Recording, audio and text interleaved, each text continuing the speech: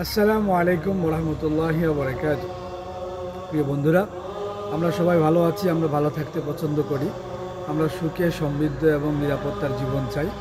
আমরা ইসলামী বিধান মতে আমরা চলতে চাই। আমরা সমাজ ব্যবস্থাকে ইসলামী অনুশাসনে দেখতে চাই। তারই প্রেক্ষিতে আমরা সবাই চেষ্টা করছি। আমরা বিভিন্ন সংগঠন সমৃদ্ধভাবে আমরা ঐক্যবদ্ধভাবে কাজ করছি।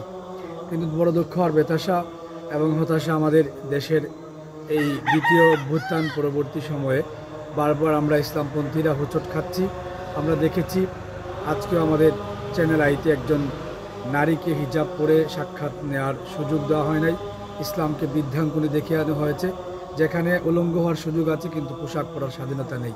বিভিন্নভাবে দেখেছি আমরা পরীক্ষার হলে হিজাবের মাধ্যমে বাধা আসছে, ইসলামকে ছোটো করে দেখা হচ্ছে, শিক্ষা সিলেবাসের মাধ্যমে ইসলামকে বিভিন্নভাবে নিম্ন পর্যায়ে নেওয়ার জন্য, সরিয়ে দেওয়ার জন্য একটা তৃণমূল পর্যায়ে বিভিন্নভাবে চক্র ষড়যন্ত্র করছে। আমাদের উলামায়ে কেরাম যে অবদান রেখেছেন, কওমি মাদ্রাসার 100 ছাত্র শহীদ হয়েছে এই অভ্যুত্থানে।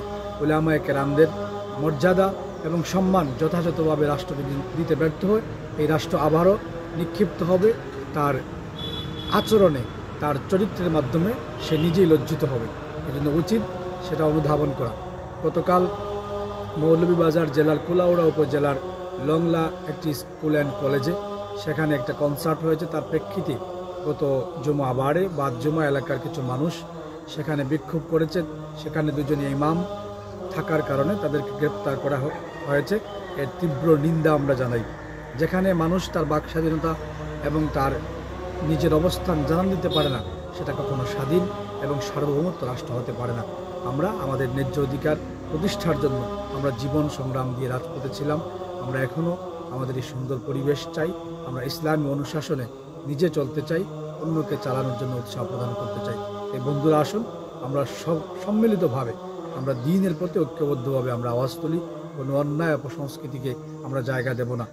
আমরা যারা ইসলামী অনুশাসন মেনে চলি, হিজাব, বুরকা, টুপি, পাঞ্জাবি পরি, আমাদেরকে অবজ্ঞা করবে আর আমরা ঘরে বসে থাকবো, এটা কখনো আমাদের ইমানের পরিচয় হতে পারে না। বরং আমাদের যার যার অবস্থান থেকে আমরা নাহি আনিল মুনকারের বিরুদ্ধে আমরা ঐক্যবদ্ধভাবে আওয়াজ তুলি। নাসরুম মিনাল্লাহি ওয়া ফাতহুন করিব ওয়া বাশশিরিল মুমিনিন। আসসালামু আলাইকুম ওয়া রাহমাতুল্লাহি ওয়া বারাকাতুহু।